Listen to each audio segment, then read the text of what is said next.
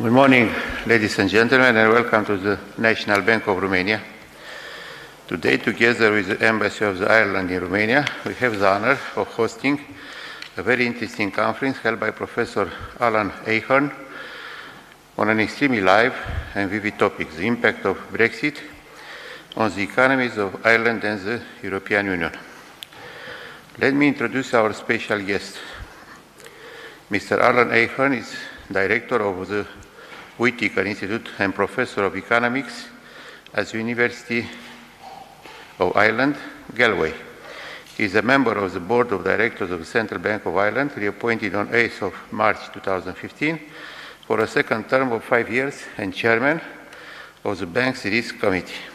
He is Chairman of the Economic and Social Research Institute and of the development of the Department of Finance Joint Research Program on the macroeconomy, taxation and banking. He is also a member of the External Advisory Group of Ireland's Parliamentary Budget Office. He has served as advisor to the IMF and as a research fellow at Bruegel, the influential Brussels-based think tank. He holds an honorary appointment at the Darden Graduate School of Business Administration at the University of Virginia. Professor Ahern served as special advisor to Ireland's former Minister of Finance, Brian Lenihan, from 2009 to 2011.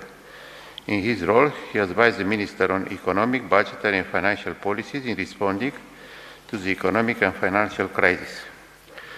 Professor Ahern obtained his PhD from Carnegie Mellon University in Pittsburgh in 1998, and after this joined the Federal Reserve Board in Washington, D.C., where he worked for 7 years as a senior economist. As the Fed, he advised Alan Greenspan, Bear Bernanke, and other governors on developments in the global economy. He was the principal economist at the Fed, covering the Japanese and Chinese economies.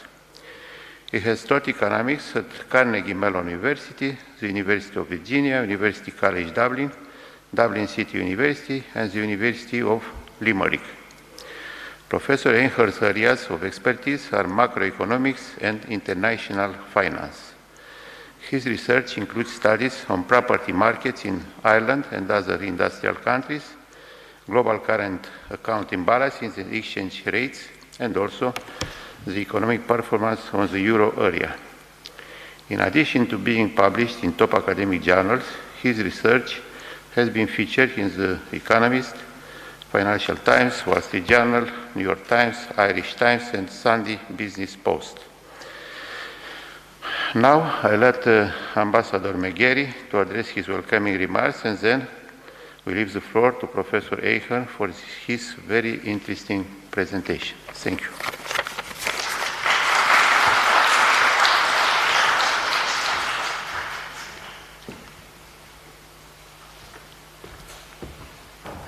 Hi. Firstly, I'd like to welcome you all here and to thank the Central Bank here and Mr. Georgescu for facilitating this event and for enabling such a large audience to listen to Professor Ahern.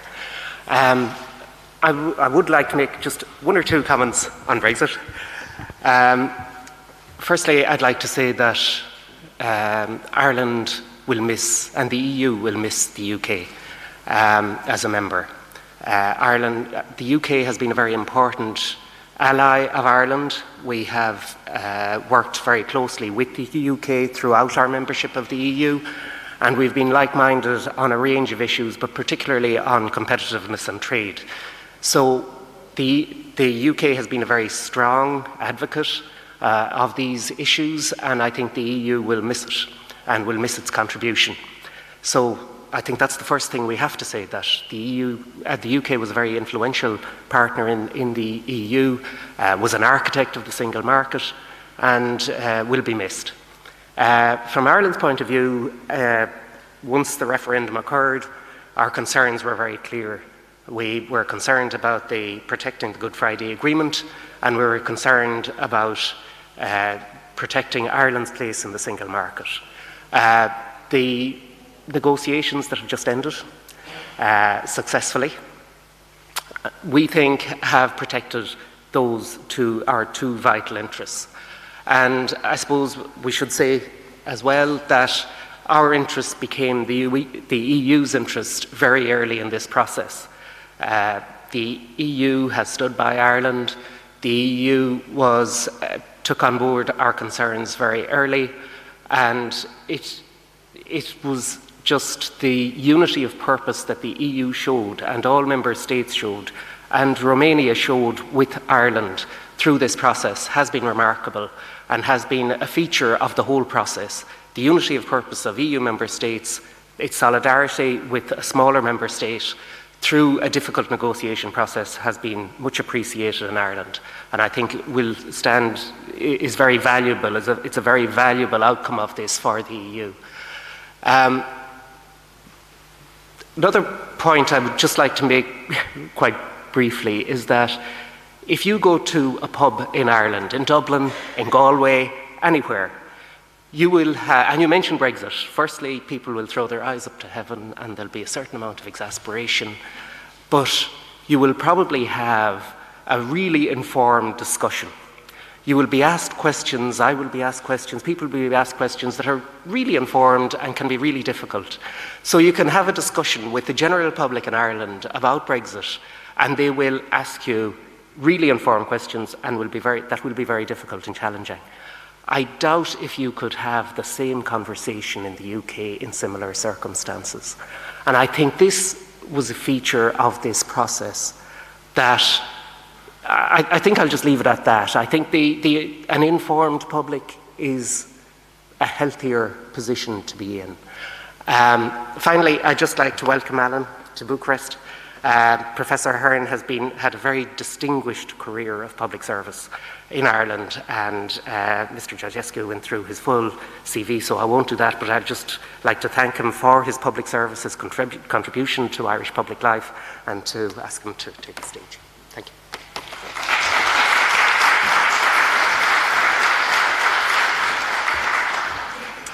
Thank you, Ambassador, and thank you, First Deputy Governor Georgescu, for your kind introduction, and my thanks to the National Bank of Romania for the invitation to come here and speak. I'm really delighted and honoured to be speaking at such a wonderful institution. Usually when I speak on issues, there are issues that don't change that often, so there's no risks when I prepare slides, they don't change. It is risky to do a presentation on something that's changing day by day and hour by hour, but I'll try to do my best. Brexit is very much a movie that's still being made. But no matter what comes out of the negotiations, and it does look like that at least the EU and the UK has done a deal, whether that will get through the UK Parliament remains to be seen. But whatever the outcome, Brexit is going to happen. The UK is going to leave the EU, and that will have some impact on Ireland and the EU. The extent, the degree of that impact is still to be determined, and will play out over time. Brexit is, as the Ambassador mentioned, Brexit is everybody in Ireland and in the pubs and everywhere else talks a lot about Brexit because it's a big issue for Ireland. It's a big issue because Ireland is deeply exposed to the UK economy. Exposed in a number of different ways. There was a time where 95% of Ireland's exports went to the United Kingdom back in the 1920s and 1930s. That's no longer true. We have diversified over recent decades, and now about 13% of our exports go to the United Kingdom, but and a lot more, 40%, go to continental Europe. But we do import a lot from the UK. About a quarter, 1 in 4 of our imports come from the UK. So if you add exports and imports together, the UK is still Ireland's largest trading partner. We are much more reliant on the UK as a market than any other country in the EU. So we had most to lose from a bad outcome on Brexit. And when I say the economy is exposed, different sectors of the economy are exposed in different ways. Some of them, almost everything that they produce is sold to the UK, and for others, they sell very little to the UK. They sell a lot more to either continental Europe or to the United States or other places. So there's big differences and divergences within Ireland about the exposure. Some parts of the economy are much more at risk from Brexit than others. That's just some data on, as I mentioned, the amount of trade exports that are done to the UK, and that just shows you some of the data on goods and services. As I said, about 13% of our goods go to the UK, but by far our biggest trading market is the EU, or the EU 27. And so in thinking about Brexit, it's Ireland's the link within the EU and our trade with our exports to the EU, or what would be the EU 27, was obviously crucially important. There's also a political dimension. I'm an economist, so I won't get into the politics, and the political dimension has to do with borders. And you can see that, or that's shown in this map. So here we have Ireland and the United Kingdom, and of course part of the island of Ireland is part of the United Kingdom in Northern Ireland. And so one of the issues and one of the objectives, particularly from the perspective of the Irish side, was that after Brexit would not mean that the reintroduction of a border in the island of Ireland. Because what we would have is the United Kingdom outside of the EU, a separate customs union, and usually when you're going from one customs union to another, from one market to another, then you need to have borders, and you need to have border checks and controls. And there has not been a hard border, no customs infrastructure in Northern Ireland for a couple of decades now. And in Ireland it was seen as extremely important that border infrastructure was not reintroduced into the island of Ireland. You can go from the Republic of Ireland, from anywhere along here, into Northern Ireland, into the United Kingdom here, and you wouldn't even notice. There's nothing. You'd see nothing. So it's seamless, and it was seen as a risk both to peace in the island of Ireland and potentially very disruptive to the economies of this region if there was the reintroduction of a hard border. So one of the key objectives in Ireland was that whatever comes out of Brexit, it should not mean the reintroduction of a border between this part of the European Union and this, what would be a third country, or country outside of the European Union. And that did make for a very difficult negotiations. When we talk about the effect on the Irish economy of Brexit, we've already seen some effect from Brexit, in the sense that since the referendum in June 2016, sterling has fallen in value. It's depreciated about 20% against the euro, and that has had an impact on Irish exports and on Irish trade. It's obviously meant a loss of competitiveness for some exporters exporting to the UK. There's been work done at the Irish Central Bank on the impact of that depreciation of sterling on consumer prices. About 2 out of every 3 products in an Irish shop has come from the United Kingdom. It's either been made in the United Kingdom, or else it's been transported through the United Kingdom. And many of if you go to Ireland, a lot of our shops are UK retailers that have set up outlets in Ireland. So they stock or supply a lot of UK-made goods. And what happened when sterling fell is that the prices of those goods fell. So we have seen pass-through into consumer prices that has kept inflation low. This graph will be a little difficult to see, but I'll try to point it out to you. That on the left, as you look at on the left-hand side, is a graph of Irish inflation. Irish inflation is low, as it is in most euro area countries. But what I've done is broken up the contribution of inflation from services and from goods. And obviously the overall inflation rate is just the aggregate of those two. And what we've seen is that services inflation is running at about 2.5%, but goods inflation is, and has been since the referendum, has been negative. prices of goods have been falling. So they add together to give us a very low inflation rate, but goods prices have been falling, and that is in part due to Brexit and due to the fact that sterling has depreciated, and that's caused the price of goods to have fallen. So we've seen in our inflation rate the impact of that decline in sterling and of Brexit. It's also the case that I mentioned that the weakness of sterling has put some pressure on some parts of the Irish economy. We've seen it in our tourist numbers. Our biggest tourist market is the UK. It's very close to us, and a lot of UK tourists come over to Ireland. But since the referendum, tourist numbers have fallen from the UK. There's fewer of them coming over, and they're spending less. And that's because Ireland is now a relatively more expensive place to come, because their pound sterling gets less value, and that's what's shown on the right-hand side. That's showing you tourist numbers from Great Britain and tourist numbers from the rest of the world. Tourist numbers to Ireland from the rest of the world have made very strong. We get a lot of American tourists, in part because the dollar is so strong, but the numbers from the UK has fallen. It's also true that the UK economy has slowed, and businesses in particular are buying less investment goods, less capital goods. That is true all over the world.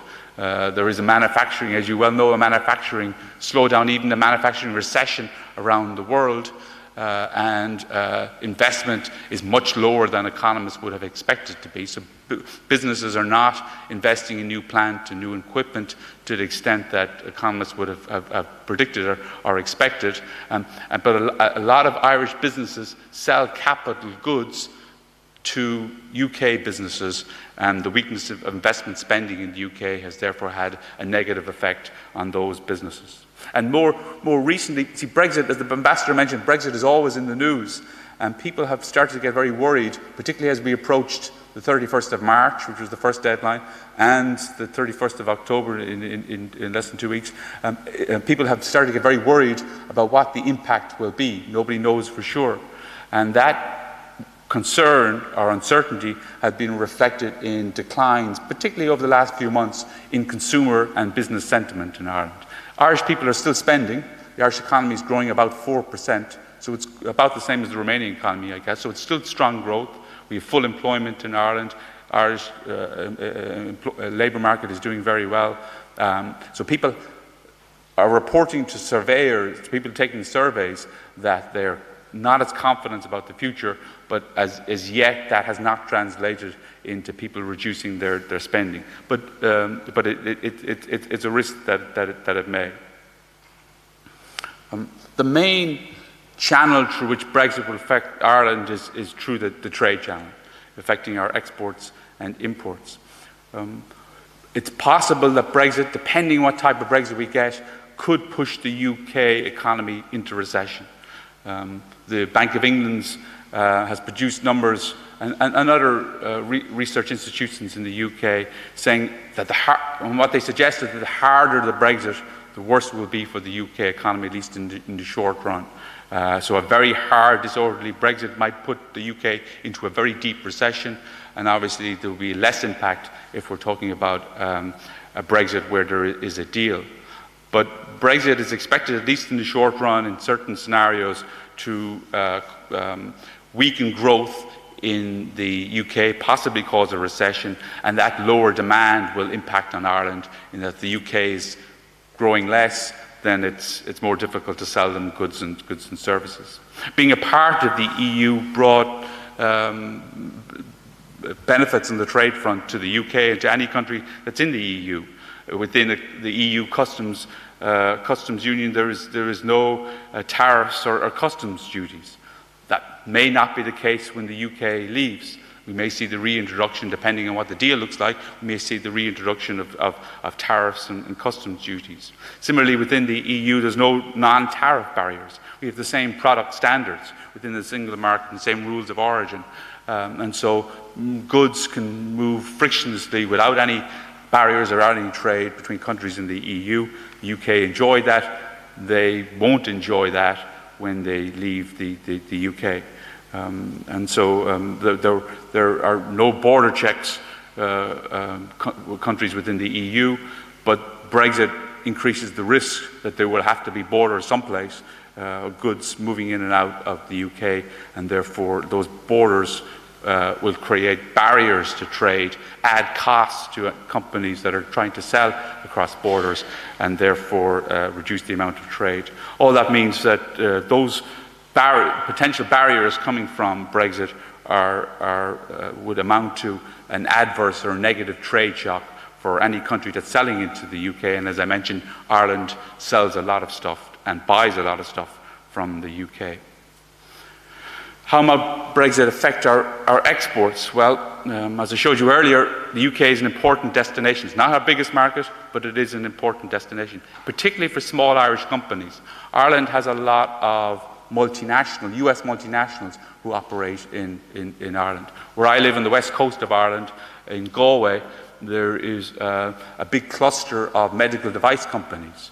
So, God forbid, people would need some sort of stent near your heart, but if you did, when the surgeon in the operation theatre opens it up, there'll be a label written on that, made in Ireland, maybe made in Galway, because Boston Scientific and Medtronic produce a huge amount of the world's medical devices and stents that are used and sold all over Europe.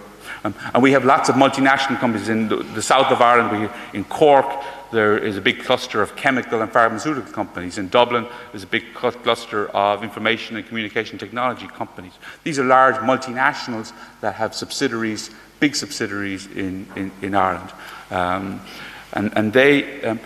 Those companies are relatively unaffected by Brexit, because although they produce in Ireland, they sell to all over the world, in particular to continental Europe. Only a small proportion of what they sell goes to the UK. And they're selling high-tech products which tend not to be affected as much by trade barriers. But the businesses that could be deeply affected are small Irish businesses that sell most of what they produce to the UK in certain sectors. And the thing is, there is no one impact on the whole economy. The impact of Brexit varies from sector to sector of the Irish economy. That's a graph that just shows you how some of the different sectors are exposed to the Irish economy. That's the chemical sector. What the graph is showing is the proportion of exports that go to the UK. So how much of what's produced and exported by these sectors go to the UK as opposed to going someplace else. Well, the chemicals industry, only about 10% of their exports go to the UK, so 90% of their exports goes to someplace else in the world. So there is not a large exposure to the UK. But on the other end, at the very bottom, you have food, agriculture and food products, and nearly half of the food exports from Ireland goes to the UK. So that sector is deeply exposed. Financial services, transport services and tourism also export a large proportion of what they export goes to the United Kingdom, and that's where the exposure is. So when economists in Ireland are thinking about how exposed the Irish economy is, what they're really thinking about is the different sectors of the economy and which sectors are most exposed, and that's where the most preparatory work needed to be done. As I said, agriculture is the most exposed because a very large proportion goes to the UK.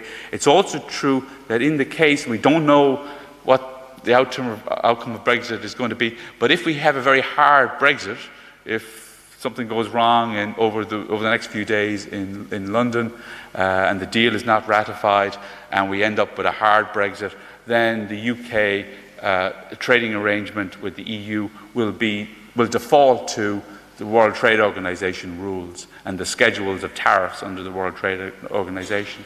And under those schedules, agriculture and agri-food products attract very high tariffs. So, for example, a side of chilled beef that's crossing borders from EU to non-EU has a tariff of 80%. So that's a very high customs duty or tariff rate. And that would make it impossible for beef producers in Ireland to sell their product into the UK. The tariff would simply be too high.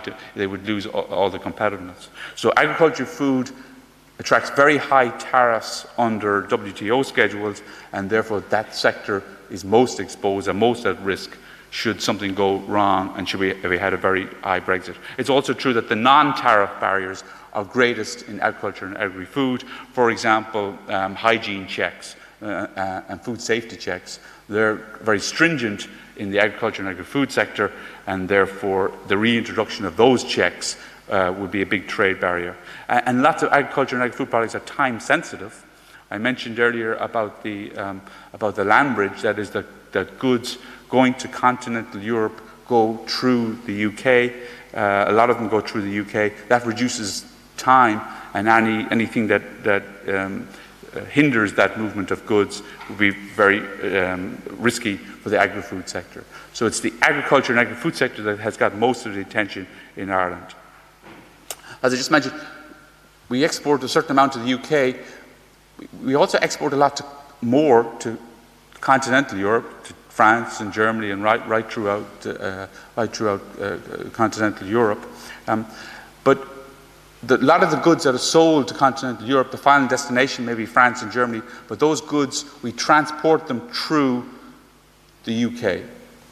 In other words, Ireland uses the UK as what's called a land bridge. About 40% of Ireland's exports to continental EU, EU 27, uses the EU as a land bridge. They do that because that shortens the time, the journey time, and therefore is very important for the time-sensitive goods.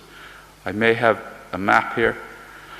That's Ireland, and that's Britain, and there we have France and continental Europe. And so what's happening is that a huge amount of the goods that are going from Ireland to continental Europe, they're not shipped directly, so they don't go through sea because that's slow. It takes about 40 hours, for example, to transport something from Ireland to Rotterdam. Rather, what they do is they put onto trucks. The trucks go onto ships, so it's roll on, roll off, and those ships go from Dublin across to Britain. The truck comes off and drives down to Dover, and then either goes through the channel or goes on, again, roll on, roll off onto a ship and comes across to Calais. And that takes less than 20 hours to get, for example, to Paris. So about half the time, and it's about half the price or half the cost to use the UK as a land bridge. Now, why is that important? Well, one of the worries was that at the moment, that going to Paris, for example, from Dublin to Paris, you just continue to go right through the EU. But after Brexit, and Britain leaves the UK, then what you're doing is the goods are going from the EU to a non-EU country, and then out of a non-EU country back into the EU. And if we didn't have a deal, and if we didn't and if there was a lot of trouble and strife following Brexit, it may well have been that there would be some disruption to the use of that land bridge, and that would be very serious for Ireland. And so a lot of work went in to try to think about new routes from Ireland, new shipping routes from Ireland directly to continental Europe, including there's a fairly new route from Cork in the south of Ireland to Santander in Spain. But that's more costly, and as I said, it takes a longer time. And for some goods, it's not a practical way to transport goods. There's differences in the impact by sector. There are also differences in the impact by region, because different sectors are exposed in different ways to agriculture. So agri-food production is concentrated in regions obviously outside of the cities. That's a graph that's showing you different regions of Ireland and the amount of jobs accounted for by agriculture and agri-food as a proportion of total employment. So what it shows is that in Ireland, on average, the state, about 8.3% of jobs are in agri-food. So agri-food is still an important part of the Irish economy. In the cities, it tends to be very low. There's very few farms and agri-food producers in the cities. So in Dublin, it's 3%, and that would be true where I live in Galway or in Cork or in Limerick. But in the more rural areas, it's obviously much greater. And so, for example, the highest is the border region. When I showed you that map, and I talked about avoiding the hard border and the border between Northern Ireland and Republic and Ireland, it's around that border area where agriculture and agri-food is most important. And so that adds to the exposure of that area and the risks of that area from a hard Brexit. What I've been talking about is sort of the negative impacts of Brexit on the risks to the Irish economy, but there are some potential opportunities and some potential bright sides and positives. And one of them is from foreign direct investment. You see, if it's difficult for UK producers to sell their goods into the EU after Brexit, well, what a lot of companies have done is that they have decided to set up operations within the EU 27 so that they are still in the EU after Brexit. And that's happened in particularly, for example, in financial services. Probably not to the extent that was initially predicted. So London has not lifted up and gone to someplace else, but some of financial service companies have moved operations, and some of them have moved operations to Dublin. So Bank of America Merrill Lynch, for example, and Barclays have moved significant operations to Dublin, and they are going to operate from there. And there's been some insurance companies and some other services. The Irish Central Bank has received over 100 applications from businesses located at the moment in London to set up operations in Ireland. And it's been a huge task for the Irish Central Bank to go through all those applications and to select those businesses that are going to be authorised to operate within Ireland after Brexit. So it's been a big job for the Central Bank to do that, but there's been a huge interest in moving at least part of the operations from London into Ireland to remain in the UK. But that foreign direct investment benefits Dublin, it benefits the cities because that's where that FDI tends to move to. It doesn't benefit the rural areas because they tend not to attract foreign direct investment. And so what you see is Brexit may be a positive for the urban areas, for the cities, but a negative for the rural areas where agriculture is more important, and therefore exacerbates the regional imbalances that are in Ireland.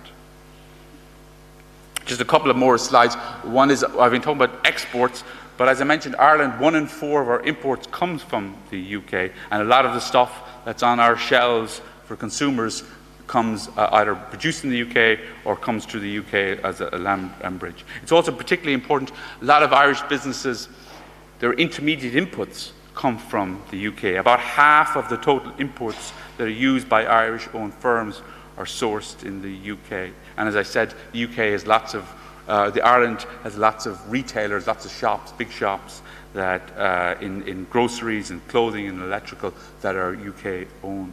So there is a risk that if we see tariffs put on goods and if disruptions in ports following Brexit, that there may be shortages of some consumer products that are not produced within Ireland, that can only be sourced from the UK. Those prices are likely to go up. We may see a disruption in those. A lot of discussion over this week in Brussels and a lot over recent months, but I guess we're still not exactly sure where we'll end up. The Brexit scenarios we're very unlikely to have a no Brexit, I think. The UK is unlikely to change its mind, but who knows? We're unlikely to see a new referendum. The big fear in Ireland was, right at the very end, a disorderly Brexit. That is, no deal would be done, and Britain, the UK, would crash out of the EU at the end of this month, and on the 1st of November, we would see a disorderly Brexit. And a lot of work was done in Ireland at the Central Bank and other places, thinking about the impact of that disorderly Brexit. A simple way to think about it is Brexit is going to affect Ireland no matter what. It's not going to be business as usual, but the most damage would have been done down here. And as we go back up towards here, towards softer and softer Brexit, then the damage to the Irish economy was going to be less. In the case of that disorderly no-deal Brexit, if that's what was going to happen, the Irish Central Bank was predicting that we'd see stress in financial markets because markets had not priced in a disorderly no-deal Brexit. So financial conditions would tighten and sterling would probably weaken further, all hurting the competitiveness of the Irish economy. Irish consumer and business confidence likely would have fallen. There's been a lot of money spent in trying to get the infrastructure, the ports and the airports ready for new customs arrangements and checking all the paperwork. But it still would have been the case that on the 1st of November, if we had a disorderly Brexit, the ports would not have been ready for all this new border controls, and so we would have seen disruption at ports and airports. There would have been a negative effect on our exports and imports because of the tariffs and non-tariff barriers, and because of the UK likely going into recession. The central bank had reckoned that we'd probably see a hard, disorderly no-deal Brexit knock about 3.5 percentage points off Irish growth next year, and probably a bit more in 2021. Or if you just look at this table, so this is showing you very recent central bank work using their models on the impact of Brexit. And what I've shown you here is two scenarios. One is, let's say there's a deal, and at the moment that's what it looks like, at least there's a deal in Brussels, and maybe that deal gets through London. So we have a deal, and over time the UK is able to negotiate an extensive free trade agreement with the EU, maybe something along the lines of the EU-Canada agreement or something like that. So one scenario deals with what would be the impact of the Irish economy if there's a deal, and below that the impact if there's no deal, a disorderly exit. And as I mentioned, the impact of the disorderly exit would, over the long run, knock about 6 percentage points off Ireland's growth. So that's a big hit to GDP, although, as I said, the Irish economy is growing around 4%, so it probably would have been able to absorb that shock without going into recession, but it still would have been a pretty heavy hit to the Irish economy. If there's a deal, then the impact is far less, and what the central bank models are suggesting is about 2% decline in GDP over the long term. That's something that the Irish economy can absorb as a whole, but as I said, there's still very different impacts in different sectors. So I would not say to somebody who's working in the agri-food or agriculture sector, don't worry about Brexit, it's only a 2% decline in GDP. For them, it'll be a much harder impact, and it may well push some sectors of the Irish economy into recession, even though the overall impact will not push the Irish economy into recession. That's a little difficult to see, but I'll just take a minute to explain it. That's a graph that's showing you various estimates.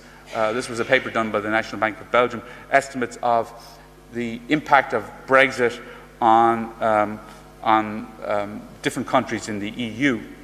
And the way to think about this is this blue line, for example, here is showing you the range of estimates. They're all negative numbers because Brexit is supposed to be a negative for every country. But different forecasters, different institutions produce different estimates depending on is it a hard Brexit, soft Brexit, and what impacts they put into their economic models. So the blue line is giving you a range. That does underscore that Brexit is unprecedented, and so economic models, they come with health warnings, their predictions about the impact on the economy. But what is useful about this is it shows you which parts of the EU would likely be hardest hit. And right over on the left-hand side here is Ireland. The red line is the median estimate of the impact on the economy. So we're getting around 4% for Ireland. So Ireland, the hardest hit. Next hardest hit is Malta, because Malta sells a lot of financial services to the UK, and then the UK itself. So interestingly, Ireland was expected to be harder hit by Brexit than the UK was, and then we have Luxembourg, the Netherlands, and Belgium. That group of countries the hardest hit. And if you go to the EU 27, the impact was expected to be about 0.5% of GDP. Not huge, although growth in the EU 27 is quite low at the moment, so it certainly would have been felt.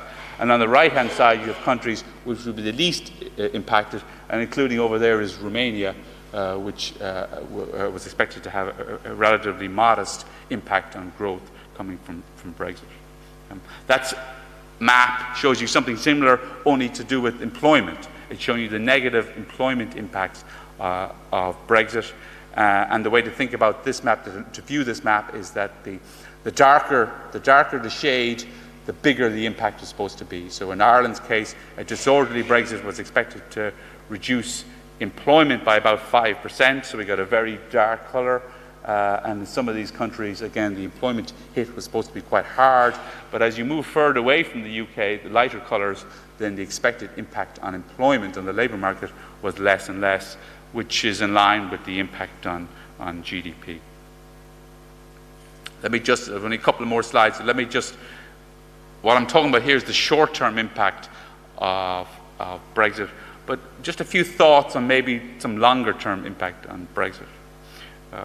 See, one of the things that when we think, what the UK has said is that when it leaves the EU, it's going to go around the world then to do new trade deals with the US and with Brazil and with a whole long list of countries. And what I'm thinking about here is when the negotiators sit down across the table, what will they negotiate over? What will they be willing to? What parts of the economy would be willing to open up? Well, for the UK, what's very important for the UK are financial services and its car industry. So they would be looking to sell more financial services and more cars to whatever country they're trying to deal with. For Brazil, for example. And what would they give up in return? Well, they would open up, presumably, to imports, or to imports of food. The UK has always had a cheap food policy. So it may mean that you'd have a lot of extra cheaper food coming into the UK, and that makes it even more challenging for Irish businesses, agri-food businesses that are trying to sell into the UK, even if there's no tariffs. So even if a deal is done and tariffs are not there or very low on food, they still may find it difficult to compete if the UK is doing free trade agreements that include preferential treatment on food. The other thing is, and then the ambassador touched on this, is that the UK has been an important partner for Ireland, an important voice at the table in Brussels, in the EU, since 1973. And at times they have brought a somewhat different ideology to Brussels than there is in a lot of the other larger European economies. They tend to be more free market, less concerned, or have less faith perhaps in state intervention and in heavy regulation, and that's not true of all capital cities around the European Union. So their loss from the table, I think, may represent a loss of a certain voice and could lead potentially to a shift in ideology of the EU without the UK's influence. And just finally, it is right that everybody in Ireland, for example, and other countries have focused on the risks and have tried to prepare for the risks coming from Brexit, because it is, as I talked about, a big deal. But I was in Beijing a few months ago at a conference, and they weren't talking about Brexit in Beijing. They were talking about how to increase the productivity of Chinese businesses through artificial intelligence and through use of machine learning and stuff like that.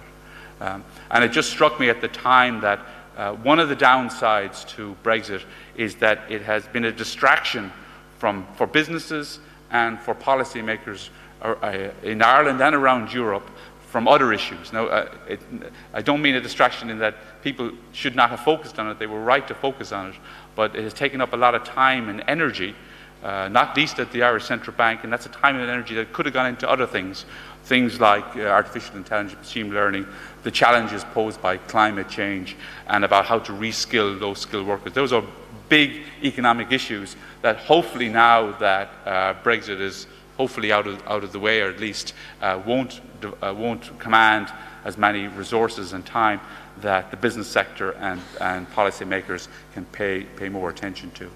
Finally, is Ireland prepared for a Brexit? Well, a huge amount of work has been done in Ireland to get ready for Brexit. The ports, there was a lot of new land bought around the ports, new areas for trucks to park while the paperwork is being checked as the new customs controls are implemented. Irish businesses were given grants so that they could think about diversifying their exports. So companies that were selling most of their products to the UK, over time, because of Brexit and whatever sort of barriers go up, they will want to sell more of their goods to continental Europe. And that's about opening up new markets in Germany and France and Spain and Italy, but possibly in countries that these businesses have never sold anything before. That requires product innovation, they've got to change their products to suit the new markets, and they've got to open up new distribution channels. And the Irish government and the Irish agencies were offering money to support businesses to do up new business plans, to think about how they break into new markets. So there was a huge amount of work done. Ireland is somewhat prepared, I think, for a Brexit, and nobody could have been prepared, I think, if we had seen a disorderly Brexit, but at least what we've seen over the last couple of days in Brussels would suggest that that's not where we're going. We'll get a Brexit with a deal. That will still impact the Irish economy, but I think given the amount of work that's been done in Ireland, the Irish economy should continue to grow quite strongly. Thank you very much.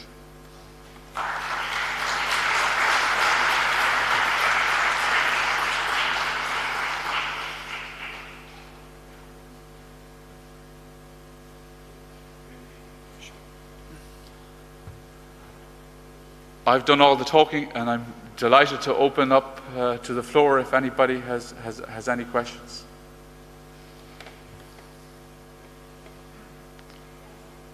I don't know how if there's a roving microphone, or maybe you can shout. Okay.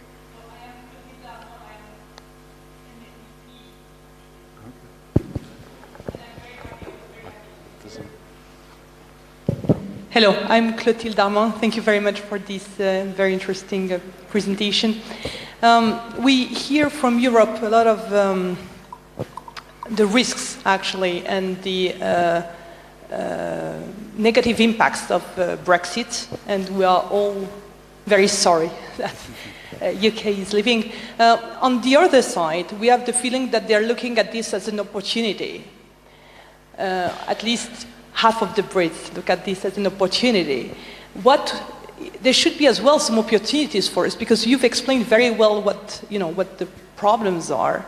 You explained that you are getting ready to face them, but there are some opportunities, because some of the services that UK was providing, some of the products that they were exporting, these will be opportunities for us as well. I would really like to see the after Brexit opportunities for Ireland and for the rest of Europe. What is your opinion? Thank you. No, I fully agree with that, because what I talked about was that it'll be harder for Irish businesses to sell into the UK because of trade barriers, but that also means it's harder for UK businesses to sell into the European Union, because the trade barriers work two ways.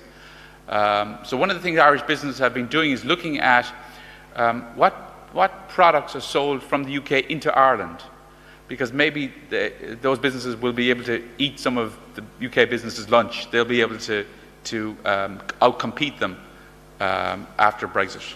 And similarly, businesses have been encouraged to look at UK sales to continental Europe. What do they sell to the Germans and the French and the Italians and the Spanish? And can we produce that in Ireland? And can we sell that? Because we won't face trade barriers, but the UK companies will face trade barriers. So we will be more competitive if we can sell those products. Now, some of the stuff like Ireland doesn't make automobiles, so that doesn't help. But as you mentioned, financial services and some other products, Ireland can make that stuff as well, and does make that stuff, and should have a competitive advantage in selling into the EU. Now, that's easy for an economist here to stand up here and say, just sell more to the Italians. For a small business, that's hard.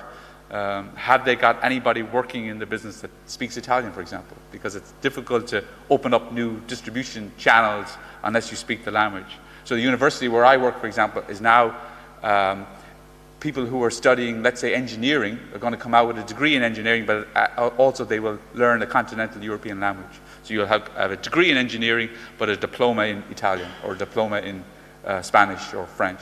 So there's been a big emphasis in the universities now on improving language skills in Ireland. Because in a way we were sort of a little bit lazy. We sold so much to the UK. Well, they speak English, so it was easy. But now we've got to diversify much more to the EU 27, continental Europe, and we've got to think about how it is you sell to those markets and you create new markets there. So there certainly will be opportunities. It'll take work. It takes agility. But Ireland is a very agile economy. We sort of move around depending on, because we're small and open trading nation, so we're always being buffeted by shocks, and businesses tend to respond quickly and well to that. And so this will be certainly a challenge for them. But I think they should be able to do that. Yeah.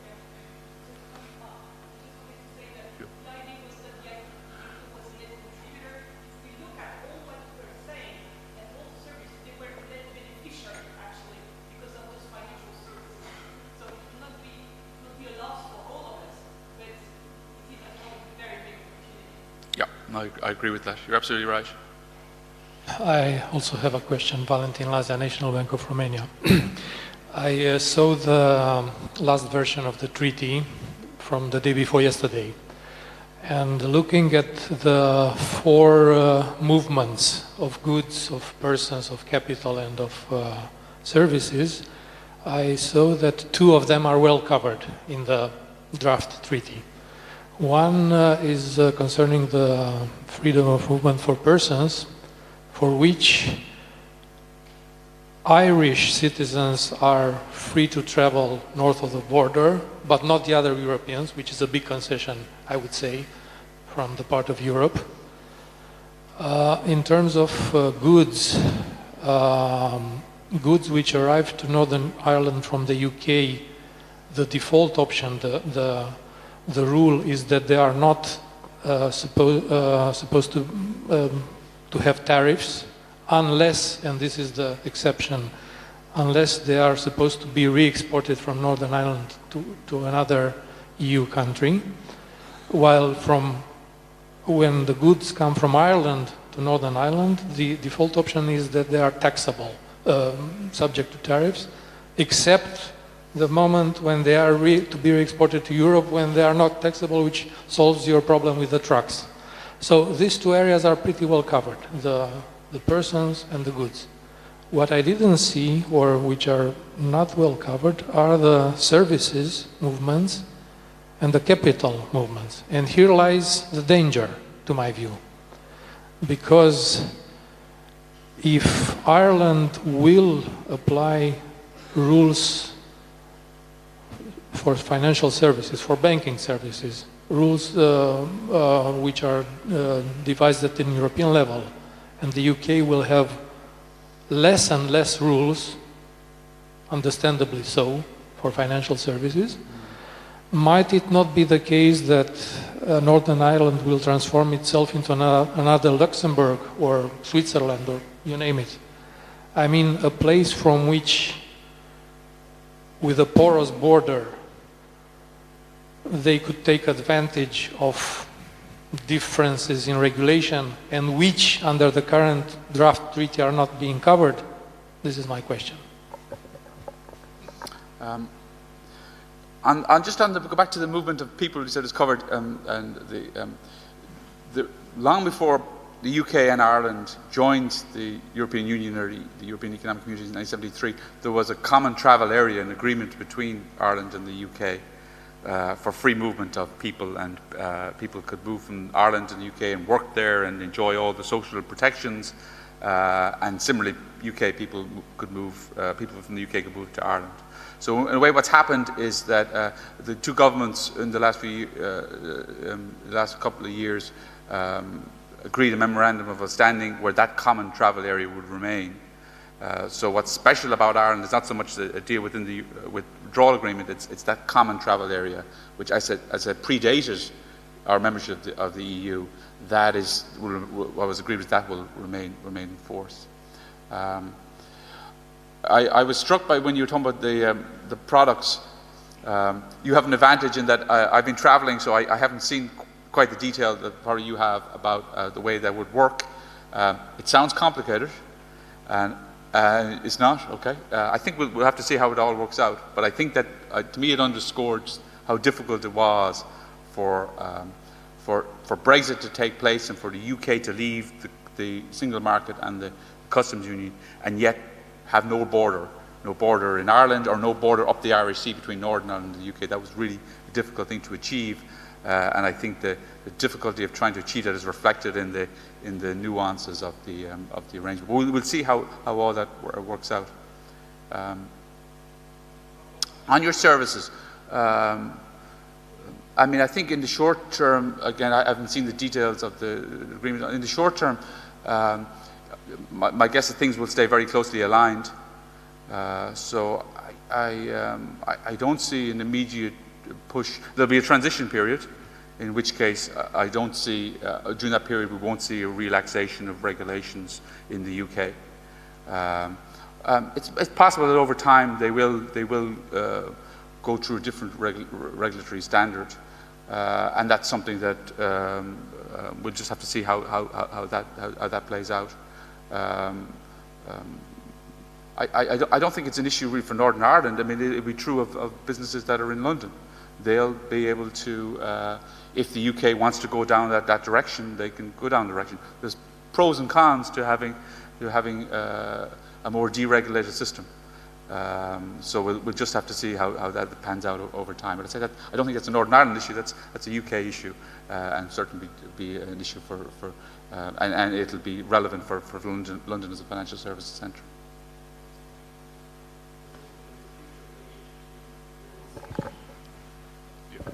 Sorry, and there is a future relationship to be negotiated. There's a transition period, there are negotiations that will have to take place on the future relationship. So I think a lot of this will have to be worked out in detail through that process.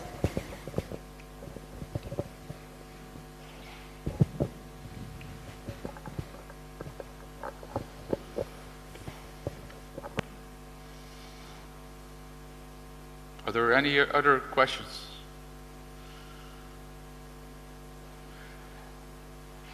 If not, can I just, I really enjoyed the presentation and I really enjoyed the engagement. Thank you for the questions, and as I said, I'm deeply honoured to come to this fantastic institution, and thank everybody for their time. I really appreciate it.